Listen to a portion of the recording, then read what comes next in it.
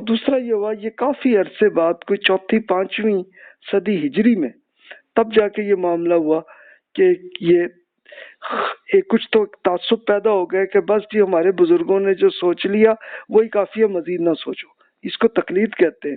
اور پھر اس کے بعد پھر نئے اجتہاد سوچنے کا شوق رہا، باقی رہا، لیکن کچھ لوگوں نے کہا کہ نہیں جی اس پہ غور ہی نہ کرو، بس بزرگوں نے جو کہا ویسے ہی چلتے جاؤ، تو یہ تقلید کا سلسلہ شروع ہوا بھی، یہ اپنے عروج تک نہیں پہنچا تھا، لیکن بہرحال یہ جمود آ گیا اور کافی لوگوں میں آ گیا، کچھ میں باقی تھا، لیکن کچھ پھر بھی انٹلیکچولی سوچتے رہے، چلتا رہا سلسلہ، تو بہرحال یہ چلتا رہا، لیکن بعد میں پھر یہ سلسلہ آ گیا۔ اچھا، اب دوسرے بلکہ تیسرے فتنے، یہ سب سے بڑا فتنہ زیادہ آیا جس کو جعلی احادیث کہتے ہیں۔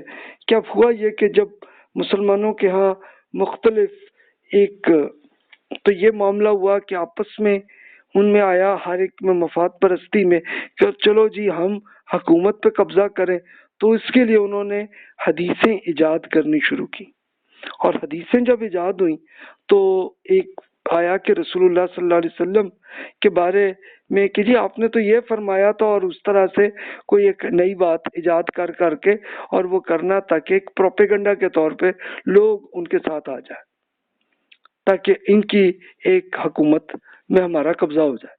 تو یہ ایک سلسلہ چلا، پھر فرقے بنے تو ان میں بھی انہوں نے اپنی اپنی حدیثیں ایجاد کرنی شروع کی۔ تو یہ سب سے بڑا فتنہ، میں یہ کہوں گا کہ اس زمانے کا سب سے بڑا فتنہ یہ تھا۔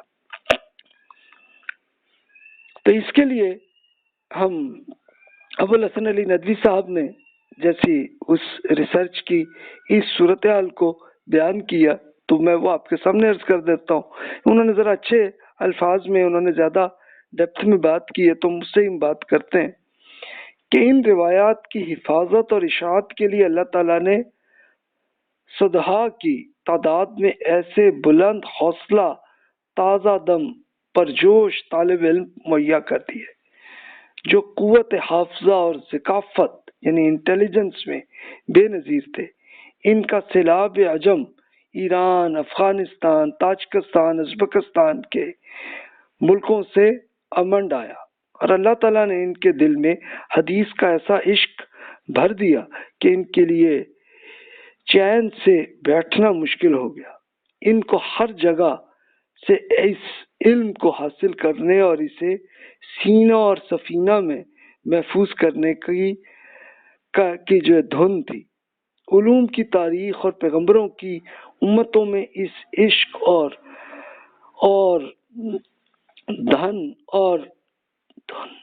ایسا دھن اور اپنی اس احتیاط اور امانت کی مثال نہیں ملتی۔ انہوں نے ان احادیث کو جمع کرنے اور ان روایات کو ان کی راویوں سے سننے کے لیے اسلامی دنیا کا کونا کونا چھان ڈالا۔ یعنی اصل میں کیا تھا کہ اب یہ لوگوں میں جو ایمان لائے تو ان میں بہت شوق آیا کہ رسول اللہ صلی اللہ علیہ وسلم کی جو ارشاد فرمایا ہے یا آپ کے بارے میں جو باتیں سنی ہیں وہ ہم ذرا پڑھیں تو صحیح ایک ہسٹری کو کہ رسول اللہ صلی اللہ علیہ وسلم کی زندگی کیسی تھی۔ تو بہت ساری نسلوں میں یہ آیا، اور وہ پھر اسپیشلی زیادہ شوق آیا تاجکستان، ازبکستان، ایران، افغانستان کے لوگوں میں، تو وہ لے کے اچھا اپنے اسکالر سے تو پوچھ لیا جتنا پتہ چلا، پھر خواہش ہے کہ دوسرے شہروں کے بھی ہم اسکالر سے کریں، تو وہ بہت آیا۔ لیکن پھر ان کو یہ معلوم ہوا کہ جناب یہ کچھ جعلی احادیث بھی ہیں اور کچھ معقول بات بھی ہے، کچھ ریزنیبل بات بھی ہے، تو وہ آیا۔ تو اب یہ دیکھیے کہ وہ جب اس میں ہوا تو اس میں آپ یہ دیکھیے کہ کتنی انہوں نے ایسی ایفرٹ کی ہے۔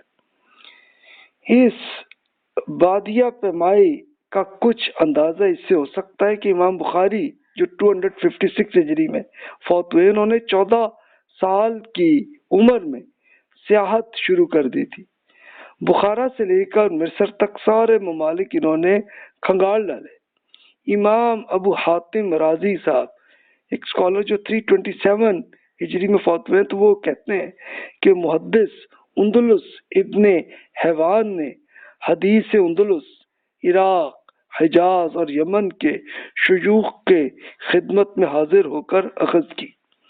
گویا ایک پورا तंजा, तंजा ये कौन सा एक शहर है मोरक्को का, ये जिसको हम टेंजियर्स इंग्लिश में कहते हैं, तो वहां से लेकर वो सुइज तक और सारा बरे आजम अफ्रीका और फिर बहरे अहमर तय किया उन्होंने। बहरे अहमर कौन सा था?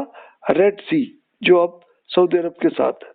अच्छा, बहुत से मुहद्दिसीन का सफरनामा तीन तीन बरे आजमों यानी एशिया, अफ्रीका और यूरोप जिसमें स्पेन थी इस पे मुश्तमिल था। इस वक्त की मुद्दत मनो मारूफ दुनिया की मगरिब बैद यानी स्पेन से मशरिक तक यानी खुरासान तक सफर करना और शहर शहर फिरना तो मामूली बात थी। यानी अब आप इमेजिन करें कि उस वक्त ना उनके पास कोई हवाई जहाज तो थे नहीं कि वो अब सफर जो करना है तो ऊँटों पे करना है या घोड़ों पे करना है, और वो करते रहे और एक एक वो हदीस को लेकर लेना और फिर ये भी रिसर्च करना कि रिलायबल है कि नहीं है। इसके लिए एक उनकी बात थी, जो जर्मन स्कॉलर हैं स्प्रिंगर साहब, उन्होंने इस पे ये बयान किया कि दुनिया में कोई कौम ऐसी नहीं गुजरी और ना आज मौजूद है कि जिसके मुसलमानों की तरह अस्माउर रिजाल का अजीम शान फन इजाद किया, जिसके बदौलत आज 5 लाख अफराद का हाल मालूम हो सकता है। कि वो गैर मुस्लिम स्कॉलर वो भी इससे इम्प्रेस हुए। तो ये हुआ यानी रिसर्च। अब इमाम बुखारी का जैसे वो उन्होंने बताया कि उन्होंने 14 साल की उम्र में उन्होंने ये पूरा एक शुरू किया सफर और हर शहर में लाके हदीस को लेके इकट्ठा करना, फिर रिसर्च करना, ये करते करते उनकी पूरी उम्र गुजरी और शादी भी नहीं की उन्होंने। क्या जाहिर है किसी खातून ने उनसे शादी इसलिए नहीं की होगी कि हर वक्त तो जनाब ये सफर ही कर रहे होते। तो ये आप इमेजिन करें कि ये इस तरह के लोगों का मामला हुआ। अब ये इमाम बुखारी रहने वाले बुखारा के, और बुखारा आजकल उज़्बेकिस्तान में, वहां के थे ये। अच्छा, अब दूसरा ये भी हुआ कि हुक्मरान और इसी तरह फिरका वारियत, रिश्तेदारी, सभी को छोड़कर रिसर्च इन्होंने किया। यानी अब ये जिन लोगों ने, जिन स्कॉलर्स ने काम किया, ये नहीं कि गवर्नमेंट ने कहा कि भी ये करो भाई और ये चीज नहीं जी, वो खुद अपना शौक आया। और फिर सबसे बड़ी बात ये थी कि ये जितने मुहद्दिस वो लोग थे कि जो हदीस को लेके इनको एक तो कलेक्ट करना और फिर उसकी रिसर्च करना, इनके ऐसे लोग थे, इनका किसी फिरके से कोई ताल्लुक नहीं था, ना रिश्तेदारी थी, बल्कि हर तरह इंडिपेंडेंट होके उन्होंने रिसर्च किया। उसकी एक एग्जांपल आप ये देख लें, एक स्कॉलर जो मुहद्दिस थे वकी साहब, तो इन्होंने अब ये हदीस अपने वालिद साहब से लिया, तो फिर उन्होंने ये किया कि वालिद पर तनकीद किया कि नहीं वालिद साहब की ये गलती हुई है, तो ये सही रिलायबल हदीस नहीं है। इसी तरह मुआज बिन मुआज एक स्कॉलर गुजरे हैं, तो इनको 10,000 दिनार को ठुकरा कर तनकीद की है।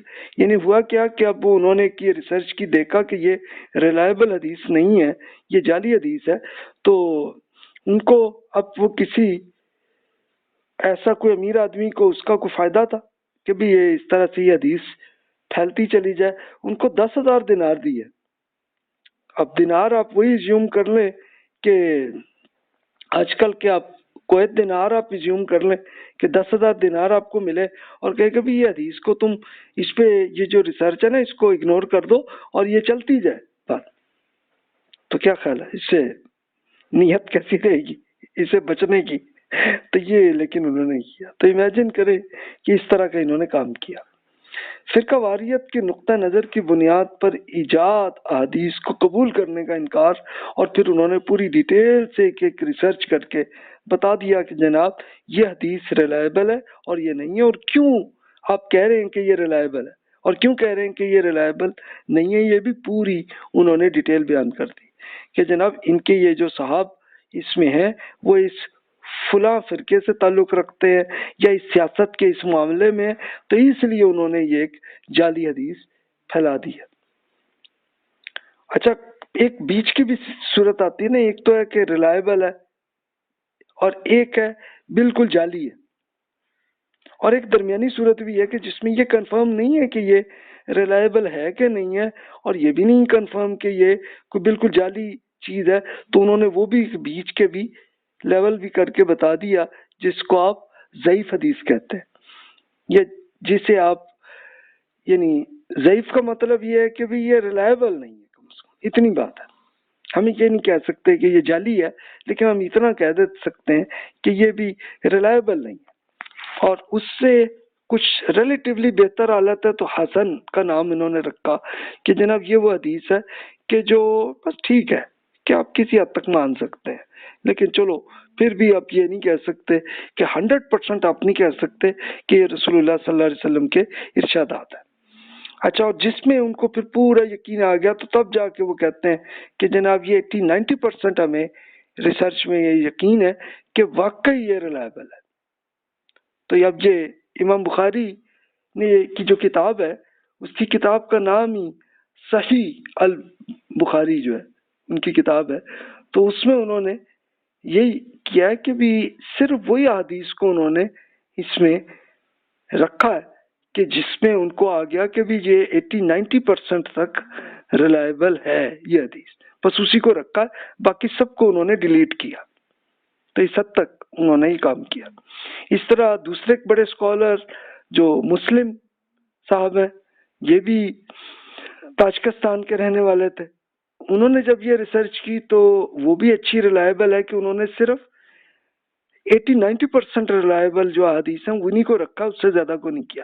اچھا، ایک تو 90%، اس سے آپ 100% اگر کہیں گے تو یہ وہ ہیں کہ جس میں 100% کنفرم ہے کہ یہ رسول اللہ صلی اللہ علیہ وسلم نے واقعی فرمایا ہوا ہے، جس کے لیے اتنا ایویڈنس آ جائے کہ جس میں آپ کو پورا یقین آ جائے کہ ہاں جی یہ تو کنفرم ہی ہے، تو وہ بھی بخاری اور مسلم نے کیا، کچھ اور اسکالرز نے بھی کی ہیں، لیکن اور اسکالرز کی کوالٹی انہوں نے کافی چیزوں کو چلو الگ الگ کر دیا، لیکن چلو پھر بھی وہ کوالٹی میں یہ رہا کہ انہوں نے کچھ 50-60-70% لیول ریلائبل احادیث کو بھی انہوں نے شامل کر دیا ہوا، تو اس لیے یہ کہا جاتا ہے کہ بھی ان کی کوالٹی اتنی اچھی نہیں۔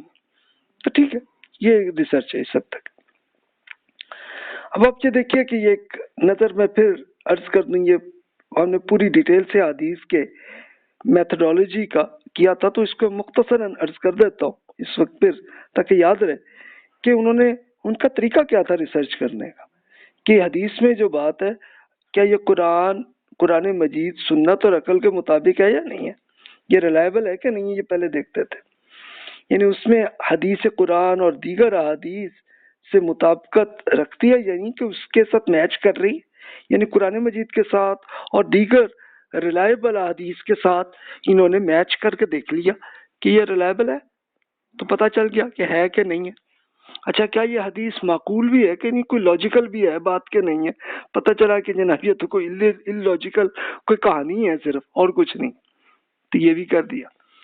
دوسرا انہوں نے کہا جس کو کہتے ہیں متن کا مطلب ہے کہ اس بات کیا ہے جو پوری حدیث کے اندر ہے۔ دوسری بات ہے سند، یعنی چین آف نیریٹرز، کہ جو لوگ جن لوگوں کے ذریعے سے یہ رسول اللہ صلی اللہ علیہ وسلم سے لے کے اور جو اسکالر اس پہ ریسرچ کر رہے ہیں ان تک پہنچتے تک جو لوگ گزرے ہیں وہ کون تھے، تو کتاب سے لے کے رسول اللہ صلی اللہ علیہ وسلم تک ہر انسان کے نام ہیں، تو یہ کون ہے، یا کچھ غائب بھی ہے بات کہ وہ بندے کا نام ہی نہیں پتا کون ہے۔ اچھا، جن لوگوں کا جن کو راوی کہتے ہیں، نیریٹرز، کہ جن کے ذریعے یہ حدیث پہنچتی بھی آ رہی ہے، وہ قابل اعتماد تھے کہ نہیں ہے، کیا یہ راوی اپنے استاد سے حدیث لے بھی سکتا تھا کہ نہیں۔ مثال کے طور پہ یہ پتا چلا کہ جناب ایک راوی جو ہے وہ کہتا ہے کہ میں نے یہ حدیث جو ہے نا مثلا مسٹر بی سے پوچھی ہے، اب مسٹر بی کا پتا چلا کہ بی تو رہنے والے تھے فرض کر لیں ایران میں، اور جو صاحب کہہ رہے ہیں کہ میں نے ان سے سیکھی ہے وہ خود اسپین کے رہنے والے ہیں۔ اچھا، تو اب وہ حدیث والوں محدثین نے پوچھا، چیک کیا ان کے، ظاہر ہے کہ اب اس راوی کے پوتے پڑ پوتے جو بھی موجود ہیں ان سے پوچھا کہ جی کیا انہوں نے کبھی ایران میں سفر کیا یا حج کے لیے گئے، تو شاید وہاں ملاقات ہوئی ہو، پوچھا تو پتہ چلا وہ کبھی گئے نہیں اپنے شہر سے باہر ہی، تو پھر پتہ چلا کہ بھئی ریلائبل ہی نہیں، یہ بندے ریلائبل نہیں۔ کیا یہ راوی حدیث کو سن کر محفوظ رکھنے اور ٹھیک ٹھیک طریقے سے آگے بیان کرنے کی اہلیت رکھتا ہے؟ یعنی راوی کا حافظہ کیسا ہے، یعنی وہ حفظ کیسے کرتے ہیں، یاد بھی رہتا ہے انہیں یا بھول جاتے ہیں؟ یعنی بعض اوقات تو یہ بھی ہوتا ہے نا کہ ایک آدمی بڑھاپے میں آتا ہے تو پھر وہ یاد بھی نہیں ہوتا کہ کیا ہوا دنیا میں زندگی میں، تو بھی وہ چیزیں بھی چیک وہ کرتے رہے، پوچھتے رہے. اچھا اگر تو انہوں نے چلو لکھ کے اپنا ریکارڈ کر لیا اور وہ انہی کے ہاتھ سے مل گئی تب تو ٹھیک ہے، لیکن اگر نہیں ہوا اور پتہ چلا کہ بزرگ تو بھول جاتے رہے تو پھر کہا کہ بھی یہ پھر ریلائبل نہیں ہوئے یہ سب. اچھا پھر یہ بھی دیکھا کہ کیا یہ راوی کسی خاص سیاسی پارٹی یا مذہبی فرقے سے تعلق رکھتا تھا یا نہیں، کسی کا ایجنٹ تھے یا نہیں تھے. اب وہ ایجنٹ کا آپ کو یاد ہوگا کہ پچھلے لیکچرز میں ہم نے ڈیٹیل سے دیکھا تھا کہ کئی پولیٹیکل لوگوں نے ایسے ایجنٹ تیار کیے ہوئے تھے کہ جو ان کی پارٹی کو پھیلانے کے لیے تاکہ ہمارا قبضہ آ جائے حکومت میں، تو اس کے لیے جو کرتے تھے. تو بھی اب اگر پتہ چلا کہ یہ جو راوی ہے یہ بھی اسی پارٹی کا ایجنٹ تھا تو بھائی پھر وہ ریلائبل نہیں ہے، پھر نہیں ہم ان کی بات ہم ایکسیپٹ نہیں کر سکتے ان کی بات کو. تو سوچئے کہ اس طرح سے انہوں نے انسانوں پہ کیا اور ساتھ ساتھ اس بات پہ بھی کہ کیا وہ رسول اللہ صلی اللہ علیہ وسلم کی بات پریکٹیکلی ہو بھی سکتی ہے کہ نہیں ہو سکتی. ان سب کو انہوں نے چیک کیا. تو چیک کرتے کرتے تو جیسے آپ نے دیکھا کہ یہ جیسے اسپنگر صاحب جو جرمن اسکالر انہوں نے جب اس پورے کو پڑھا اور دیکھا تو کہا کہ بھائی اس سے بڑا کوئی ہسٹری کا ریلائبل جیسا میتھڈالوجی جیسی انہوں نے ایجاد کی اس زمانے میں یہ آج بھی نہیں ہو سکتی. تو خود امیجن کریں کہ کیا رزلٹ ہے. تو اب یہ میں نے ایک حدیث آپ کے سامنے رکھ لی ہے تو اس طرح سے وہ یہ پورا چیک کرتے رہے ہیں. اب یہ ایک ایگزامپل ہے کہ جیسے ابھی داؤد صاحب ایک محدث اسکالر تھے جنہوں نے یہ کتاب لکھی ہے، تو وہ بیان کرتے ہیں کہ کس کس رستے سے یہ حدیث آئی ہے. تو کون کون آدمی ہیں. ایک ان کے زمانے کے مسدد ہیں، پھر انہوں نے پوچھا ابو بکر بن شیبہ سے، انہوں نے پھر عبید اللہ صاحب سے سیکھا. اچھا عبید اللہ صاحب نے پھر ولید بن عبداللہ بن ابی مغیث صاحب سے سیکھا. انہوں نے کس سے سیکھا تھا؟ یوسف بن ماہک صاحب سے. اور یوسف صاحب نے عبداللہ بن عمر رضی اللہ عنہ یہ صحابی ان سے سیکھا. تو عبداللہ بن عمر رضی اللہ عنہ نے بیان کیا. اب یہ دیکھیے ریڈ کلر میں یہ جو نام آ رہے ہیں تو ابھی داؤد صاحب نے ایک ایک بندے کے نام کی پوری ریسرچ کی، جو تو ان کے زمانے میں زندہ تھے ان سے خود مل لیا، دیکھ لیا. اچھا جو زندہ نہیں تھے تو چلو ان کے پڑوسیوں سے پوچھ لی سچویشن، کچھ ان کے بیٹے پوتے پڑپوتے مل گئے، وہاں سے پوری انفارمیشن مل گئی، مل کے انہوں نے پورا ایک یہ ڈیٹا بیس بنا دیا کہ بھی ایک ایک لیتے لیتے لیتے لیتے واقعی ریلائبل ہے کہ نہیں. اور دوسری اب متن ہے. متن وہ ہے کہ جو اصل بات ہے کہ بات بیچ میں کیا ہے، کہ بات ریلائبل ہے کہ نہیں ہے. اب یہ اسی کی ایک ایگزامپل کے طور پر عرض کر رہا ہوں کہ عبداللہ بن عمر رضی اللہ عنہ انہوں نے بیان کیا کہ میں نے دیکھا کہ رسول اللہ صلی اللہ علیہ وسلم سے جو بات سنتا تھا لکھ لیتا تھا تاکہ اسے یاد کر سکوں. تو قریش کے بعض لوگوں نے مجھے اس سے روکا، کہنے لگے کہ بھی آپ کیا ہر چیز پر لکھ لیتے ہیں، جبکہ رسول اللہ صلی اللہ علیہ وسلم بھی تو انسان ہے اور کبھی غصے اور کبھی خوشی میں بھی ہو جاتے ہیں. تب یہ عبداللہ بن عمر رضی اللہ عنہ نے پھر کہا کہ چلو ٹھیک ہے ابھی نہیں لکھوں میں. تو جب یہ بات وہ رسول اللہ صلی اللہ علیہ وسلم سے جا کے بات کی انہوں نے، تو آپ نے فرمایا کہ بھی اپنی انگلی سے اپنی دہن مبارک کی طرف اشارہ کر کے فرمایا کہ بھی آپ لکھ لیا کریں، اس کی قسم جس کے قبضے میں میری جان ہے کہ یہاں سے سوائے حق کے اور کچھ نہیں نکلتا. اس لیے کہ رسول کی بات یہ ہوتی ہے کہ بھی اگر کوئی غصہ یا خوشی کے صورتحال بھی اگر آ گئی ہے تو اللہ تعالیٰ ہی ان سے غلطی نہیں کرنے دیتا. یعنی اگر کوئی آئیڈیا آ بھی جائے کوئی غلطی کا تو اللہ تعالیٰ بتا دیتے ہیں کہ بھی یہ نہیں کرنا یا آپ نے نہیں پھیلانا، تو ٹھیک ہے، تو رسول اور نبی اس سے بچتے رہے. تو یہ تھی. اب یہ ابو داؤد صاحب نے یہ پوری جب ریسرچ کی تو انہوں نے اپنی کتاب میں پھر یہ دیکھیے کہ اس کا انہوں نے ایک چیپٹر کتاب العلم اس میں کی اور اس کی حدیث کا نمبر بھی ہے.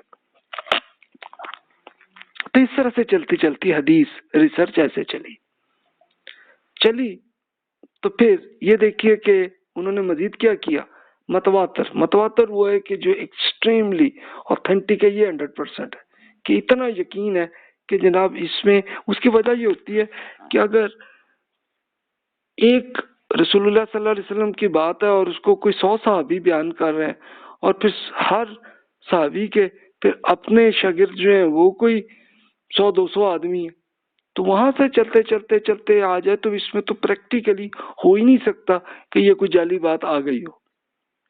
تو یہ متواتر حدیث ہے. اچھا، جو ایک یا چند افراد ہی اگر کر رہے ہیں تو اس میں 1% to 90% تک ہو سکتا ہے. اسی کی محدثین نے ریسرچ کی ہے اور پھر لے کے جو فائنل رزلٹ آتا ہے تو پھر وہ بتاتے ہیں کہ یہ صحیح ہے. یعنی صحیح کا مطلب یہ نہیں کہ درست ہے، بلکہ مطلب ہے اوتھینٹک یہ بات ہے. 80 to 90% تک ہمیں امید ہے کہ یہ ریلائبل ہے بات. پھر ایک درمیانے لیول کی حسن یعنی فیئر ہے، مناسب ہے. 50 to 80% تک امید ہے کہ یہ ریلائبل ہے. اور ضعیف اس کو کہتے ہیں کہ جو ویک ہے، یعنی 1 to 50% وہ لیول ہے. ضعیف حدیث اس کو کہتے ہیں. ضعیف کا مطلب یہ نہیں کہ بوڑھی حدیث، بلکہ ویک کہ کمزور ہے. یہ اس میں ہم کوئی 100% نہیں کہہ سکتے کہ یہ رسول اللہ صلی اللہ علیہ وسلم کی بات ہے. 1 to 50% نہیں ہم کہہ سکتے. اور پھر آخری لیول موضوع کا مطلب فیک سکین یعنی جعلی حدیث ہے. یعنی اس کو آپ 0% کہہ لیں یا 0 سے مائنس کر لیں، -100% کہہ لیں. اس حد تک ریلائبل ہے کہ اتنی جعلی یہ حدیث ہے. اس طرح سے انہوں نے ریسرچ کی. تو وہی جیسے اسپرنگر صاحب جرمن اسکالر، یہ 1893 عیسوی کیلنڈر میں وہ فوت ہوئے ہیں. یعنی اب سے 100 سال پہلے سے پہلے ہی انہوں نے یہ پوری اسٹڈی کر لی تھی اور انہوں نے یہ کہہ دیا کہ بھی اتنے 5 لاکھ آدمیوں کی ایک پوری ریسرچ کس نے کر دی ہے. تو بڑے وہ امپریس ہوئے تھے. وہ کہتے ہیں نہ تو ماضی اور نہ ہی دور جدید میں کسی قوم نے اسماء و رجال جیسی غیر معمولی سائنس پیدا کی ہے کہ جس سے 5 لاکھ مسلمانوں کی حالات زندگی کا علم ہو سکتا. یہ اس کو ان کا بات کا ترجمہ ظاہر انہوں نے جرمن میں لکھا ہوگا، تو آپ امیجن کر سکتے ہیں کہ یہ اس کا رزلٹ رہا ہے.